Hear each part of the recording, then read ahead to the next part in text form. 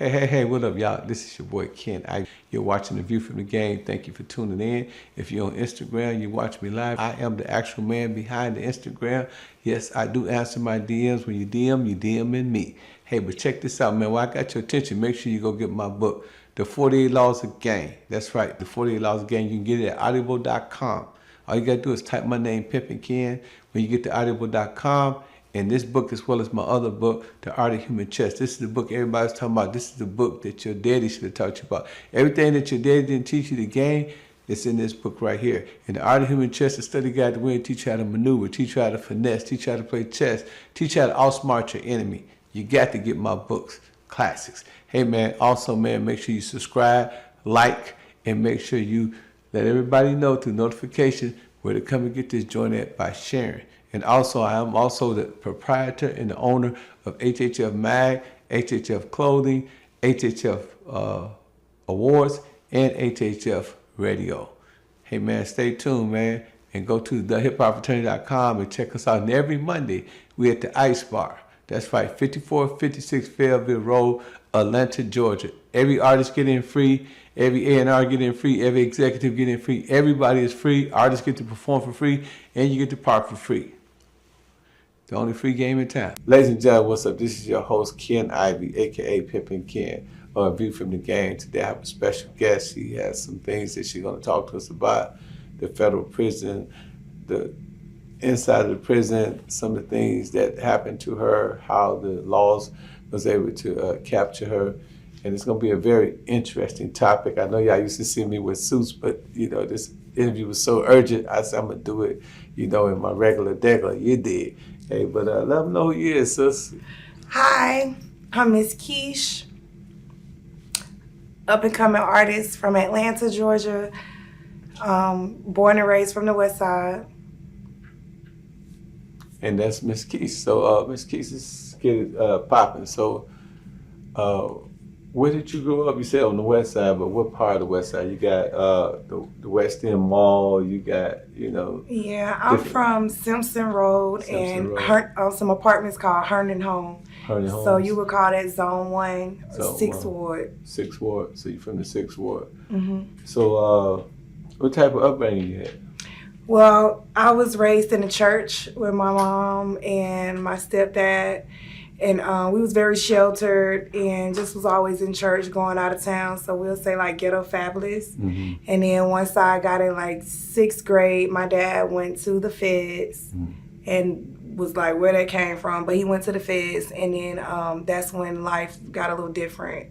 Yeah, y'all was used to the good life, and then all of a sudden the breadwinner gone. Right. And it wasn't that, just my mom. She was a single mom with 4 kids. Mm-hmm. And it was harder for her by herself, just working and trying to provide. We always lived good, but we just wasn't like fresh like we always used to be. So let that breathe for me. You said your mom, you grew up in the church, but your daddy was hustling? Yeah, but the thing is, we never seen anything. Like, never had a clue. So it was like a double life.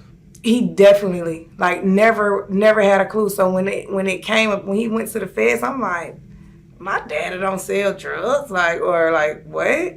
So it was definitely hidden, and we didn't have a clue. We was just outside having fun, going on trips all the time. So was it a raid, or they just caught him somewhere? I was still kind of young, so I was kind of green to it. You were 6 years old, right? Yeah, I was green, because he went, so I was like 11. Okay. But that's how green I was, because I was in church till I was like 13. But you were in the choir? I was in the choir. I was soprano. So can you give us an example or something? You want me to sing? Just give us a hymn from the church. I mean, because a lot of people say, "No, she didn't sing in the choir." So just look at the camera and say, I just can't give up now.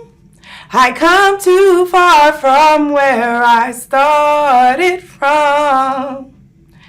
Nobody told me that the road would be easy, and I don't believe he brought me this far to leave me. Amen. Man, I'm appalled, because most people say they grew up in the church. They just say it. I guess it's a fashionable statement, but he actually sung gospel. Born and raised Had to go. Got Sunday school, whoopings. everything. Listen, got hit with the block if you talking. Mm-hmm. Yeah, everything. Whooped on the church van. Right. Yeah, my grandma had the whole hood in church. Was it a big church?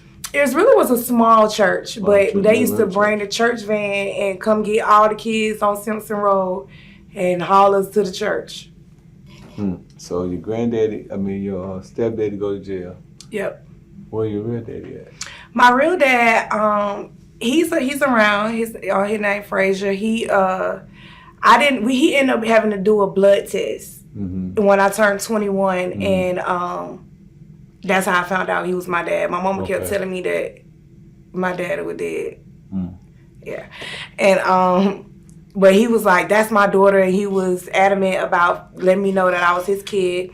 And we took the blood test on V103 with Miss Judy, the Miss Judy lady. So you've been famous. No, I wasn't. We did it. I was actually out of town, so they called me. I was in Florida when I did the swab here, but when I was out of town, they called me on the phone and was like, "Yeah, that's your dad." I was like, "Wow." So, believing that your dad was dead for all these years and then finding out at 21 that this is your actual dad, what was going through your mind? I'm not gonna lie. I was like, "Really, Mom? Really?" So, and he's my brother dad, so he's been around, but my mom told me that my dad was dead, and so I got this whole other family that I'm close with, and these my cousins, this my brother, like that's who I feel like my family, but we still close now. But I thought it was my family, and till I was 21, so now I still call them family, but my real dad is alive and well. And your stepdad went to prison. And my stepdad, that's my father, my stepdad, because he's not none of our dad. He's the one that took care of you. Took care of all the of man us. in the house. Until he had his unfortunate situation. Yep, until he went to the feds. So what type of student was you? What you got grades, or was you skipping school? Child. So when my dad went to jail, like I literally just went left. Cause I was a dad's girl. Like I looked it up to him, and I looked it up to him, and I was doing good, but then I wanted to dress like how I was used to dressing, so I took to the streets. I started selling drugs at 13, and once you start selling drugs, making your own money, I got a tattoo, and I ended up getting a fine, and I went to CEP. So if you're from it, CEP is an eternity school. Okay. And like all the who's of Atlanta went to CEP. Like everybody went to CEP. Troubled children. Oh yeah. Okay. So I went to CEP, but CEP was very different. I was a virgin when I went to CEP, and everybody at CEP was having sex. So it was just like, it was new to me. Like, y'all doing what? Like I was, so I was getting money before I was chasing money before I was like chasing boys. Yeah, chasing boys. So I was just, it was, CEP was off the chain. Yeah, I can imagine. All the troubled kids. I was all of them in one place. So that's crazy. All in one place. They had me in there because I was fighting and acting crazy all my, Now, when I was young, I tell people, my babysitter, who's a female, a dark-skinned sister, heavyset, she molested me. So I'm so sorry. Have you ever had anything like that happen to you coming up as a young girl, without the father and out there young? I'll let you. Well, my dad was there, and I had this one little creepy cousin. I had this one little creepy cousin that while I was asleep, because my grandma always told us to sleep with no panties on because you gotta let your coochie breathe. So we sleep with no panties to let our coochie breathe with long nightgowns. Right. And I'm asleep with my nightgown on with no panties on, and when I slept light, so when I woke up, my cousin had his head. He was, in my coochie, so I started screaming. Like I don't think he really got far because I woke up so fast. So I started screaming. I got 2 older brothers, and I got so many boy cousins. They beat him so bad. I know you seen the show Martin when his head was big on that thing. That's how he looked. That's how he looked. They did him dirty. So after that, that did happen to me, and it was messed up. So I don't even really like talking about it. not even talk about it. I don't really like head like that sometimes, or like I don't really like to be touched. You know, when you want to finger you, I don't really like fingering. Yeah, because of your experience. Because of that, yeah.